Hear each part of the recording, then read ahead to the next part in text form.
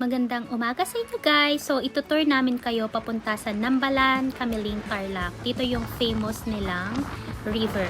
So join us! Woo! Umalis kami ng 7:45 AM sa Pampanga. So nakarating kami dito mga 2 hours kasi plus yun na yung traffic. And then guys, bako-bako din yung daan dito. So make sure na maganda yung gulong nyo, nakaayos kasi baka mabutas. Eme lang.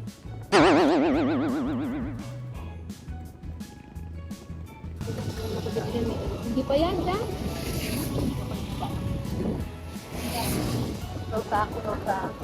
Okay lang? Kay Talgiapan.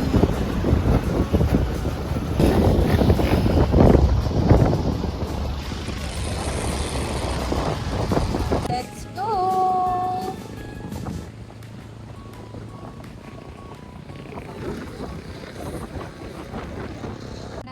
So, pagdating nyo dito sa part na to guys, may dalawang way yan, left and right. So, mag-right kayo. Hindi naman kayo nito maliligaw kasi sa dami-dami ng Tignan mo, pwede silang maligo, no? Sa dami-dami ng pupunta, susundan nyo na lang guys yung mga sasakyan. Kasi malalaman nyo kung saan yung tungo nyo, dun din yung punta nila. Correct? Correct.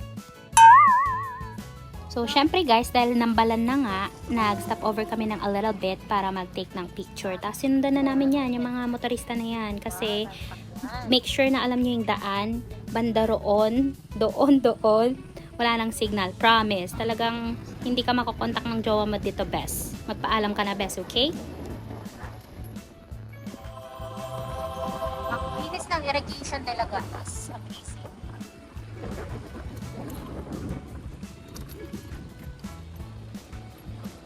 Sagana sa tubig ang kanilig.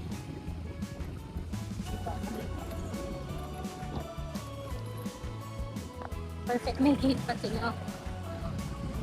Mag-aalas 10 na to ng umaga guys. So if planning kayo pumunta dito sa river, pumunta kayo dito like 2 to 3 hours early ng pag-alis nyo ng bahay para makarating kayo na mas maaga kasi sobrang traffic na. And then guys, dito sa parting makikita nyo tong tarpaulin which is welcome to Nambalan River. Dito kayo magbabayad ng 30 pesos each. So mas maganda if merong nakasasakyan or motor, baba na yung isa and then bayaran niya na lahat. Ito na ang rough road.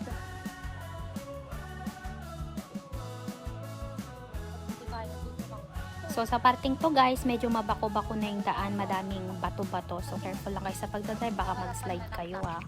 And finally, nakarating na nga kami. Dito kami nagstay sa Tanggal Cottage. Nakahanap kami dyan ng may-ari mismo ng cottage. So from 800, tinawad niyang 600 yung medyo malaking kubo kasi nasa ano kami, 10 to 12 packs. So ito yung cottage namin. Yan.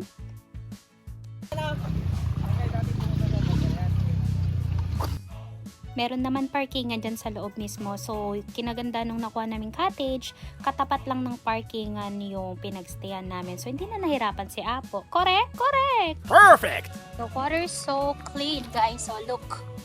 Diba? Go. Mabutang ka, bes.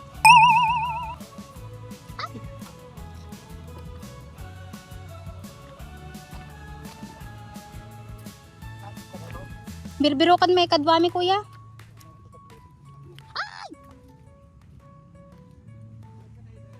Yung nakita nyo na nakasalubong naming lalaki, si Kuya Topper, siya yung may-ari ng cottage. Madami kasi kaming nabasa sa mga TikTok, YouTube na may mag-offer sa inyo sa labas tas mahal. So, naghanap kami muna ng cottage. Tapos yun, may nakasalubong kaming may-ari and then in-offer niya lang kami na mas mura. Sinabi ko kasi may senior kami, which is true. And meron din kami mga bata. So, may discount. Ganda lang ang puhunan. Emerald.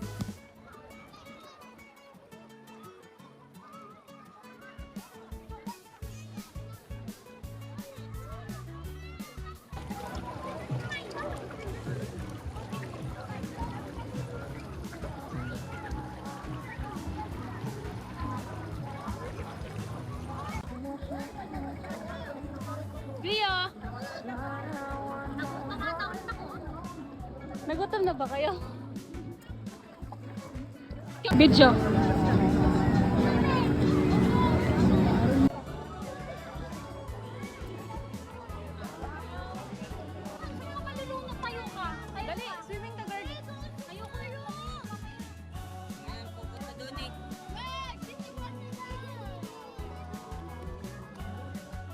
Super lamig dyan guys. Kahit anong try ko at attempt kong maligo, hindi talaga kaya ng mga buto-buto ko. Sobrang lamig. Buti pa tong mga batang to kahit nangangatog-ngatog na. Diyos ko, babad dito, babad doon. So yan o, swim-swim sila. Kami taga-video lang, tamang kain lang, tas kape-kape, and then nagwa-watch lang. Kami yung mga lifeguard ng mga bata dyan.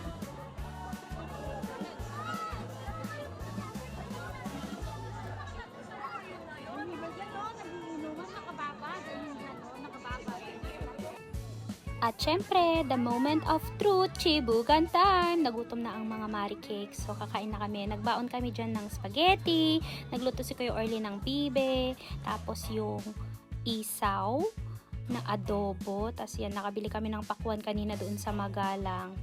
Tapos may dala din kaming mangga at saging. So, bonding moment muna kami ha. Watch kayo kaya. Wow!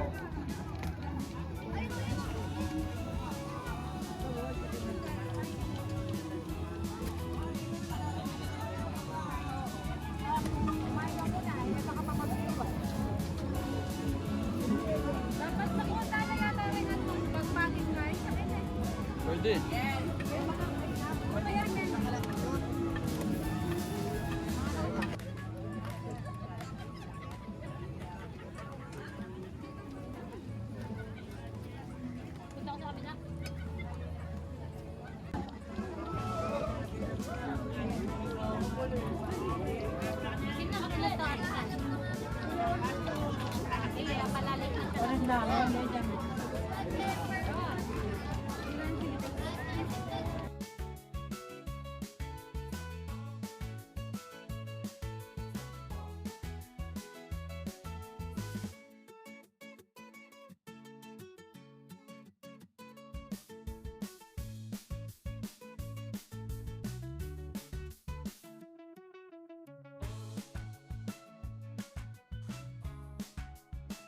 Biel!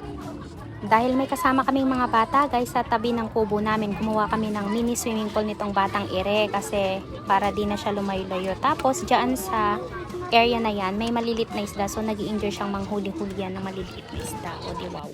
Nyamat ato'y nagkutingag video-video, makaulaw. Sobrang ganda talaga ng inang kalikasan, so dapat alagaan natin to guys. Huwag natin tapunan ng basura, preserve natin yung ganito lang siya para meron tayong papasyalan at mapasyalan din ng second generation, third and fourth and fifth and so on.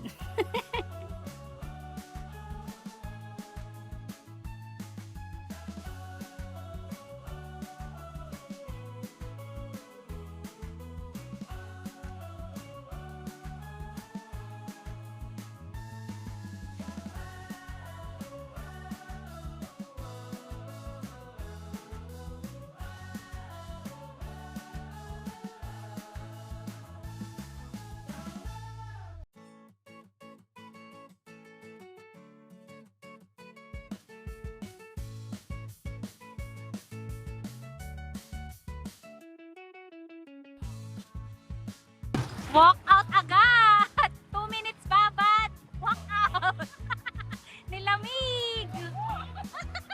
O di ba, para-paraan natumba pero nagawa ng paraan para di halata. Ikaw na best. O 4 PM na to ng hapon pero ang lamig pa din. Ang lamig ng tubig, ang lamig ng simoy ng hangin to sinundo na ng kanyang nanay. Pero iiyak yan later.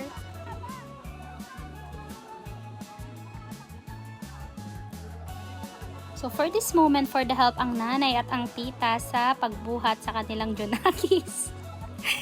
Ayan guys. For the sake of picture taking, kaya nyo yarn. Kaya nyo yan, okay, push. Bigat kasi!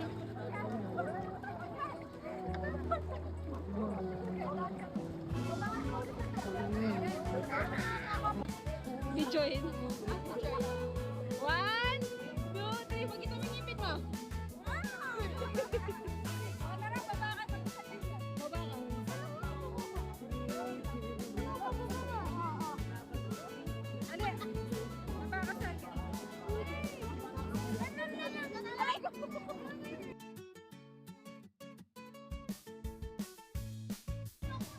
At may tulala ate Kat. Pinanukaan niya. syempre, habang tapagod kaming magbantay sa mga kids, nagbalat muna ako dito ng baon namin mangga. May 2 piraso kaming baon ng mangga na maasim. At isasawsaw namin sa alamang. O, diba? Meta bigay Kuya Orly Ken. Syempre, may sabi sa Ken. Kasi naman, umiidlip siya. Tapos si Ate Kat, lakad ng lakad. Ayan tuloy, buong panes ka, girl.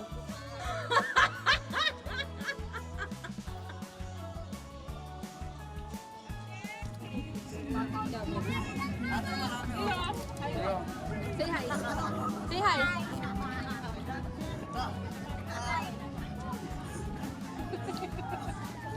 Say hi. Yun lang mandila. Yun lang nakali. Ayun eh. Lapit ko na, hi! Lapit ko na, hi!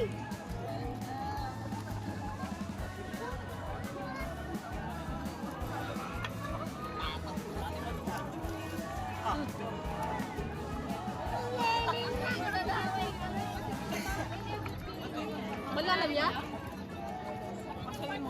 Ay, dapat pala. Tignan mo. Yes!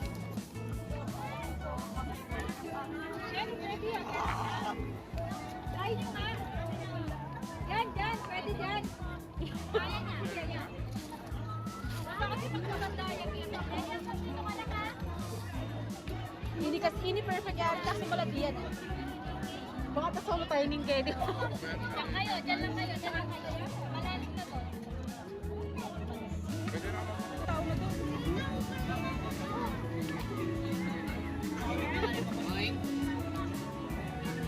Kelly! Kelly, wag kang pupunta doon malalim. Dito ka lang. Yes! Malalim! Check mo muna, check mo muna. Check mo, check mo. Yun eh.